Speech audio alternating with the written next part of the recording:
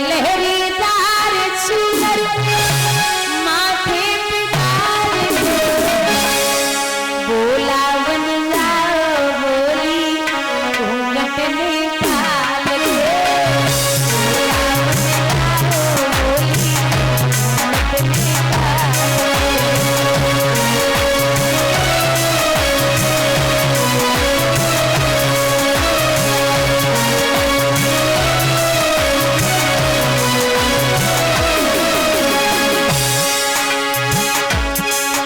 बोली बाबा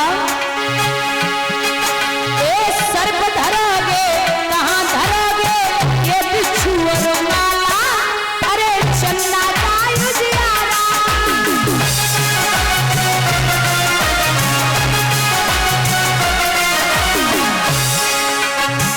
एक हाथ में डमरू सोहे एक बेलंती माला माला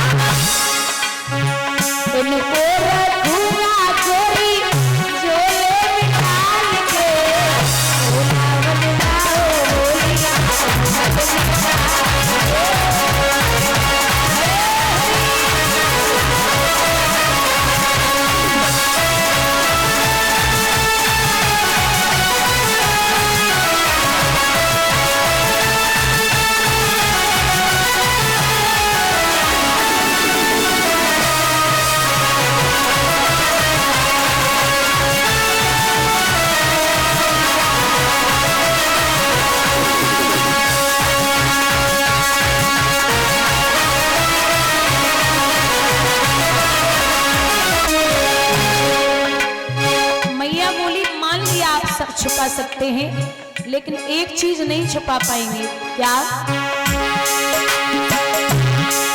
ए सब तो छुपेगा नहीं छुपेगा ये गंगा का पानी ये गंगा का पानी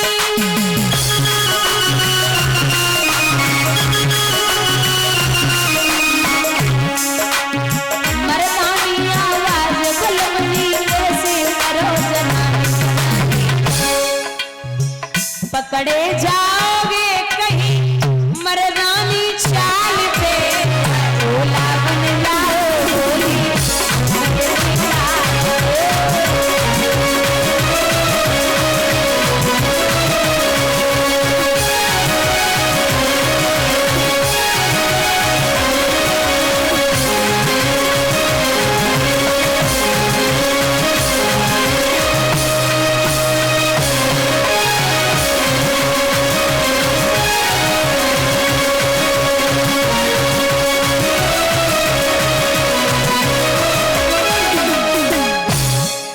बाबा को बड़ो समझायो बाबा जिद कर गए साड़ी बांध के जब चले मैया आगे आगे है बाबा पीछे पीछे है तो महाराज के गेट पे जब पहुंची वहां ललिता पहरा लगाई रही। अब पार्वती को तो पहले से ही जान पहचान भी तो निकल गई लेकिन बाबा लम्बो घूंघट मारे खड़े। हाँ ललिता बोली मुंह दिखाओ तब अंदर जाओ। बाबा बोले तो टिकटें कट रही हैं कैसे प्रवेश करेंगे। अब अंदर से भगवान बाहर को देख रहे सो जैसी निगाह पड़ी बाबा साड़ी बांधे खड़े उसी दिन भोले बाबा का नाम पड़ गया गोपेश्वर। बोलिए गोपेश्वर भगवान की। गोपेश्वर नाम पड़ा तो मैया बोली निकलन दे ललिता। बोली जी कौन है? बोले जी तो हमारे लला कार्तिक की बहू है। बोले शादी कब करी? बोले अबे जल्दी जल्दी में है गई सुक्काऊ को बुलाए नहीं पायो। ललिता बोली बेना एक बात कहनी थी बुरा मत मानना। हाँ हाँ पार्वती बोली आप तो सहेली हो क्यों बुरा मानेंगे। बोले बहना जे तुम्हें कहूँ बहू ही ना मिली सो जो खम्मा उठाई लाई इतनी लंबी चौड़ी बहू। अरे हमसे कह देती हम शादी कराए देते। बाबा घूंघट में ही बोले कि बस निकटी एक बार समझाए दे हम यहाँ से निकल जाएं बस। मैया समझाए कि बोली चलो अंदर प्रवेश करो। बाबा ने अंदर कदम रखो। देखो है कि जितनी सखियां हैं उतनी भगवान के स्वरूप हैं। समझ गए कि आज प्रभु की लीला बड़ी विलक्षण है। बाबा से रहो ना जाए रहो, मैया से बार बार कह रहे देवी ये कितना अच्छा दृश्य है, हमसे नहीं रहा जाता। और देखो मैया बोली मैं ये दिखाना चाहती हूँ कि जे सब ये कहूँ कि पति साथ में ना आए और तुमने इतनी जिद करी सो हमारे साथ में ही चले आए। बाबा बोले इनके पति होंगे पागल, मैं इतना पागल नहीं हूं जो साक्षात ब्रह्म का नित्य छोड़ करके वहां कैलाश पर्वत पे पड़ा रहूं।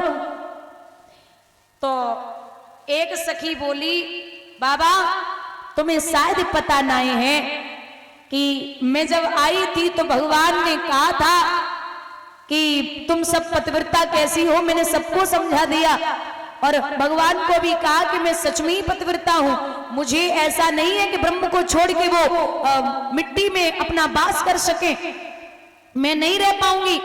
तो भगवान कहते कि देवियों तुम्हें मैं बताऊंगा कि पतिव्रताओं का लक्षण क्या होता है। पतिव्रता में इतनी सामर्थ्य होती है कि अगर वो चाहे तो ब्रह्मांड को हिला सकती है। एक पतिव्रता मां वो बड़ी गरीब थी, तो उसका पति जो था वो लकड़हारा था, लकड़ियां काट के और हवन घर में करके पूजा नियम से करता, तो हवन करके फिर लकड़ियां बेचने जाता तब वापस आता। एक दिन वो गरीब आदमी लकड़ियां तोड़ के और हवन करके बेचने के लिए बाजार गया, तो वहां से जब जल्दी वापस आ गया थका हारा, हवन कुंड के पास में छोटा सा बच्चा 6-7 महीने का उसके पास में बैठी मैया, अचानक पति आया, उसने पत्नी के घुटने पे सर रखा और सो गया। अब अग्नि बहुत तेज प्रचलित थी तो लौ उठ रही थी हवन कुंड में। मैया ने विचार किया कि ऐसा न हो, बालक दूरी पे है और पति सो गए हैं घुटने पे सर रखे, अगर मैंने घुटना हिला दिया तो पति की नींद खुल जाएगी, फिर पतिव्रत धर्म का कोई मतलब ही नहीं है। सोचा कि ऐसा न हो बच्चा यहां से निकल के और हवन कुंड की तरफ पहुंचे, अग्नि प्रचलित है।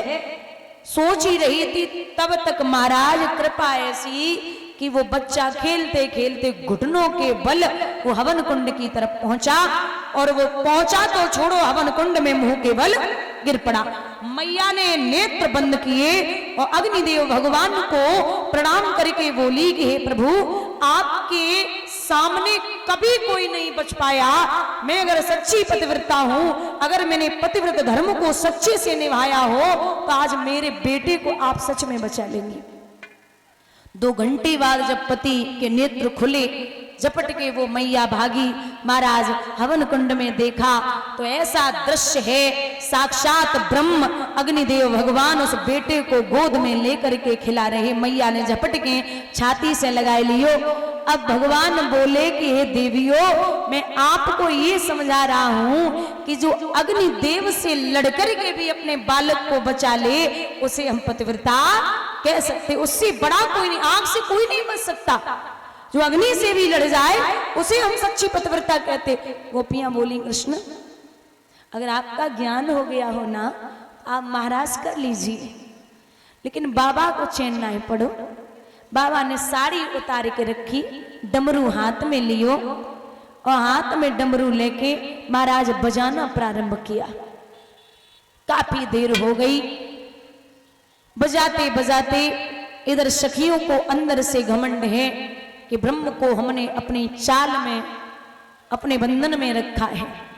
भगवान स्वयं कहते कि हमको भजे जो एक डग बाको डग हम 60 और हमको हटे जो एक डग बाको लोहे की लाठ। कृष्ण ने कहा कि मैं घमंडी आदमी से 100 कोस दूर रहता हूं, मैं आपके आसपास भी नहीं भटक सकता। तो जैसे महाराज चल रहा था उसके बीच से भगवान अंतर ध्यान हुए।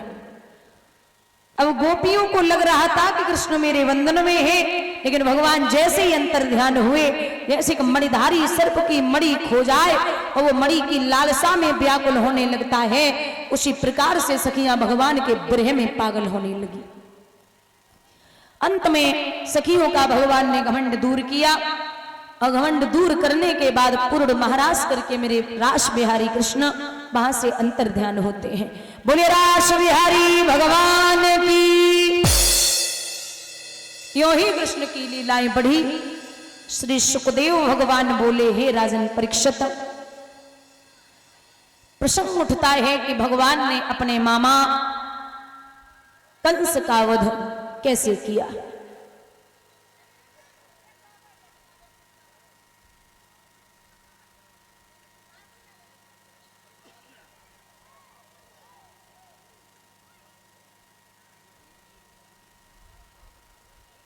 कहते कि एक समय की बात है, भोजराज कंस की कचहरी लगी हुई, वहां बाबा नारद का पदार्पण हुआ। तो जब बाबा नारद का पदार्पण हुआ है, कंस गद्दी से नीचे उतरा, ये जवाब दिया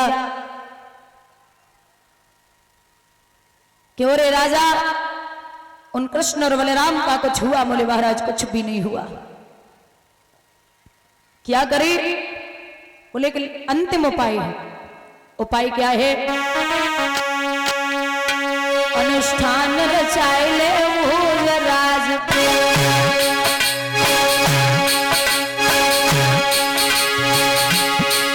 अनुष्ठान रचाए ले भोजराज, और धर्म से यज्ञ करवाए लीजिए। वृंदावन के जितने यादव सब न्योता है बुलवाए लीजिए।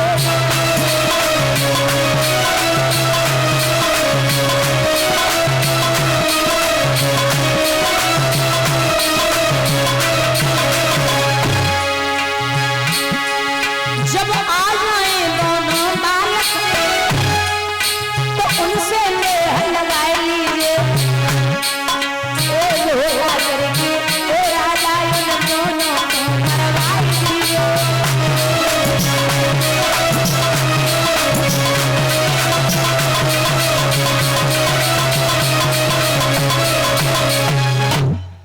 अनुष्ठान रचाए ले भोजराज, और धनुष यज्ञ करवाए लीजिए। वृंदावन के जितने यादव सब न्योता दे बुलवाए लीजिए। मेरे भैया, यहां पत्र लिख करके अक्रूर जी को दिया। अक्रूर जी वो चिट्ठी को लेके जब चले तो विचार करते जा रहे हैं, ओरे कंस तू कब सुधरेगा? सोचते सोचते बढ़े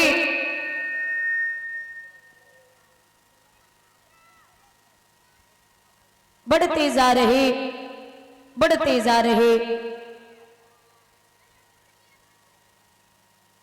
यहां व्रज के जब निकट पहुंचे तो सबसे पहले भगवान की भेंट चाचा क्रूर से हुई।